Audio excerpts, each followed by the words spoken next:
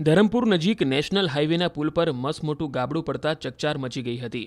ધરમપુરમાંથી પસાર થતા national highway number 56 પર આસુરા ગામ નજીકની માન નદી પર આવેલ પુલ પર ગાબડું પડ્યું હતું। જો કે આ ગાબડું પડવાની જાણ થતાં જ માર્ગ અને મકાન વિભાગ તાબડતોબ એક્શનમાં આવ્યું હતું અને ગાબડું પૂરવાની કામગીરી પણ હાથ ધરી હતી। મહત્વનું છે કે આ પુલ પરથી ભારે વાહનોની અવરજવર સતત થતી રહે છે।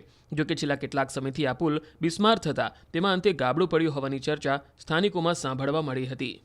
વાપીથી શામળાજી રોડ નેશનલ 56 જે કરવડથી ખાનપુર સુધી 2 વર્ષ અગાઉ 22.5 કરોડના ખર્ચે બનાવવામાં આવ્યો હતો। જે દિવસે રોડ બનવાની શરૂઆત થઈ હતી ત્યારે જ અમે ફરિયાદ કરી હતી લેખિતમાં કે આ રોડનું કામ કોન્ટ્રાક્ટર દ્વારા બરાબર નથી કરવામાં આવ્યું, પરંતુ કોન્ટ્રાક્ટર અને અધિકારીઓના મિલીભગતના કારણે આજે જે માન નદીનો પુલ છે ત્યાં 2 જગ્યાએ કાણા પડી ગયા છે અને આ રસ્તો બંધ કરવાની નોબત આવી છે।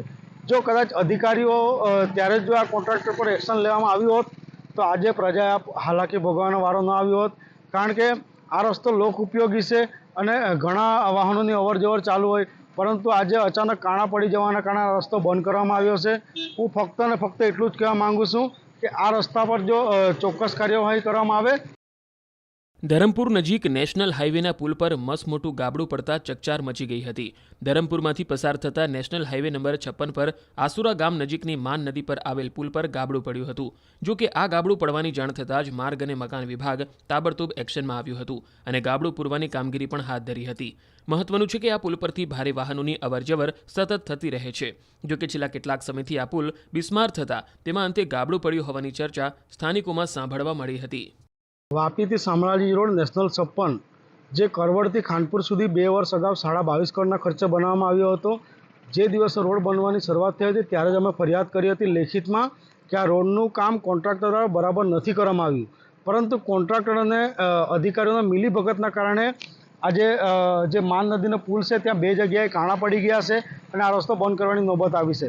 જો કદાચ અધિકારીઓ ત્યારે જો આ કોન્ટ્રાક્ટર પર એક્શન લેવામાં આવ્યું હોત તો આજે પ્રજાએ હાલાકી ભોગવવાનો વારો ન આવ્યો હોત, કારણ કે આ રસ્તો લોક ઉપયોગી છે અને ઘણા વાહનોની અવરજવર ચાલુ હોય, પરંતુ આજે અચાનક કાણા પડી જવાના કારણે આ રસ્તો બંધ કરવામાં આવ્યો છે। હું ફક્ત અને ફક્ત એટલું જ કહેવા માંગુ છું કે આ રસ્તા પર જો ચોક્કસ કાર્યવાહી કરવામાં આવે। ધરમપુર નજીક નેશનલ હાઈવેના પુલ પર મસમોટું ગાબડું પડતા ચકચાર મચી ગઈ હતી। ધરમપુરમાંથી પસાર થતા નેશનલ હાઈવે નંબર 56 પર આસુરા ગામ નજીકની માન નદી પર આવેલ પુલ પર ગાબડું પડ્યું હતું। જો કે આ ગાબડું પડવાની જાણ થતાં જ માર્ગ અને મકાન વિભાગ તાબડતોબ એક્શનમાં આવ્યું હતું અને ગાબડું પૂરવાની કામગીરી પણ હાથ ધરી હતી। મહત્વનું છે કે આ પુલ પરથી ભારે વાહનોની અવરજવર સતત થતી રહે છે।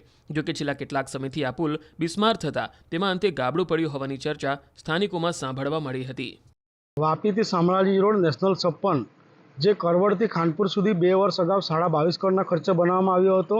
જે દિવસે રોડ બનવાની શરૂઆત થઈ હતી ત્યારે જ અમે ફરિયાદ કરી હતી લેખિતમાં કે આ રોડનું કામ કોન્ટ્રાક્ટર દ્વારા બરાબર નથી કરવામાં આવ્યું, પરંતુ કોન્ટ્રાક્ટર અને અધિકારીઓના મિલીભગતના કારણે આજે જે માન નદીનો પુલ છે ત્યાં 2 જગ્યાએ કાણા પડી ગયા છે અને આ રસ્તો બંધ કરવાની નોબત આવી છે। જો કદાચ અધિકારીઓ ત્યારે જો આ કોન્ટ્રાક્ટર પર એક્શન લેવામાં આવ્યું હોત તો આજે પ્રજાએ હાલાકી ભોગવવાનો વારો ન આવ્યો હોત, કારણ કે આ રસ્તો લોક ઉપયોગી છે અને ઘણા વાહનોની અવરજવર ચાલુ હોય, પરંતુ આજે અચાનક કાણા પડી જવાના કારણે આ રસ્તો બંધ કરવામાં આવ્યો છે। હું ફક્ત અને ફક્ત એટલું જ કહેવા માંગુ છું કે આ રસ્તા પર જો ચોક્કસ કાર્યવાહી કરવામાં આવે।